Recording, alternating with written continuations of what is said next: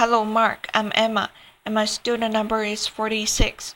My current level is sophomore. And I'm going to read the article from TED.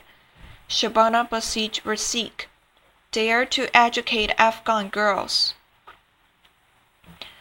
When I was 11, I remember waking up one morning to the sound of joy in my house. My father was listening to BBC News on his small gray radio. There was a big smile on his face, which was unusual then, because the news mostly depressed him.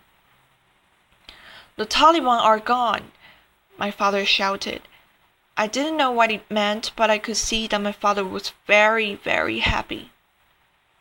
"You can go to a real school now," he said. A morning that I will never forget. A real school. You see, I was 6 when the Taliban took over Afghanistan and made it illegal for girls to go to school. So for the next 5 years, I dressed as a boy to escort my older sister, who was no longer allowed to be outside alone, to a secret school. It was the only way we both could be educated. Each day, we took a different route so that no one would suspect where we were going. We would cover our books in grocery bags so it would seem we were just out shopping. The school was in a house, more than 100 of us packed in one small living room. It was cozy in winter but extremely hot in summer. We all knew we were risking our lives, the teacher, the students, and our parents. From time to time, the school would suddenly be cancelled for a week because Taliban were suspicious. We always wondered what they knew about us. Were we being followed? Do they know where we live? We were scared, but still, school was where we wanted to be. I was very lucky to grow up in a family where education was prized and daughters were treasured.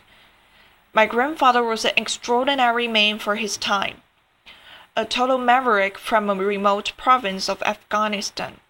He insisted that his daughter, my mom, go to school, and for that he was disowned by his father. But my educated mother became a teacher. There she is.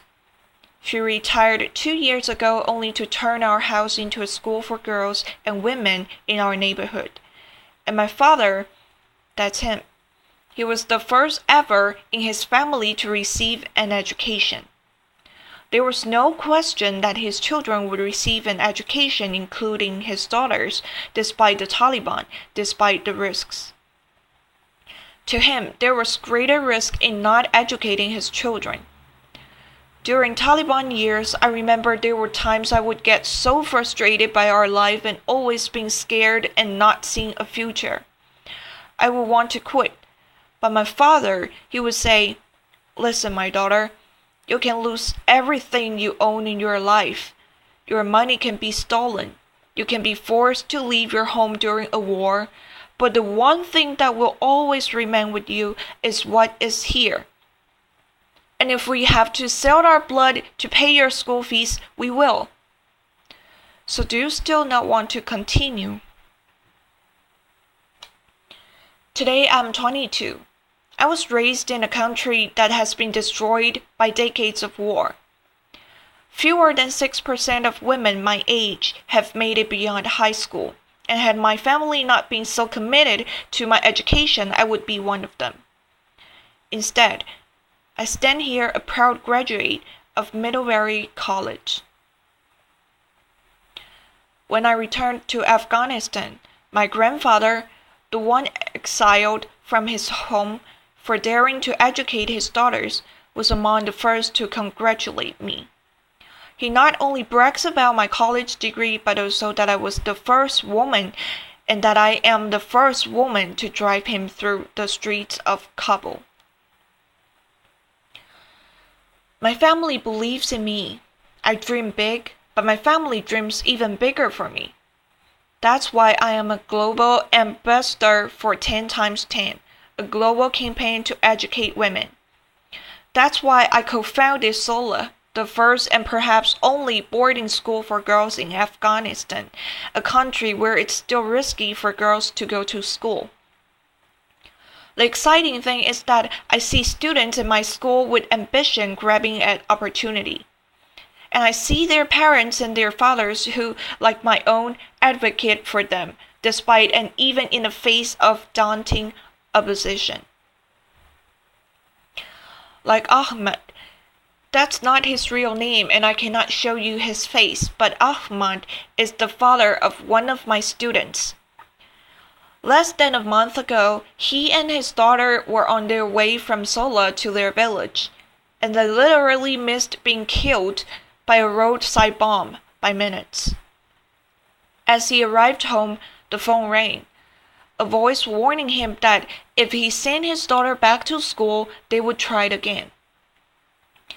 "Kill me now if you wish," he said, "but I will not ruin my daughter's future because of your old and backward ideas." What I've come to realize about Afghanistan, and this is something that is often dismissed in the West, that behind most of us who succeed is a father who recognizes the value in his daughter and who sees that her success is his success. It's not to say that our mothers aren't key in our success. In fact, they are often the initial and convincing negotiators of a bright future for their daughters. But in the context of a society like in Afghanistan, we must have the support of men. Under the Taliban, girls who went to school numbered in the hundreds. Remember, it was illegal. But today, more than 3 million girls are in school in Afghanistan. Afghanistan looks so different from here in America. I find that Americans see the fragility in changes. I fear that these changes will not last much beyond the US troops' withdrawal. But when I am back in Afghanistan, when I see the students in my school and their parents who advocate for them, who encourage them, I see a promising future and lasting change. To me, Afghanistan is a country of hope and boundless possibilities, and every single day the girls of Sola remind me of that. Like me, they are dreaming big. Thank you.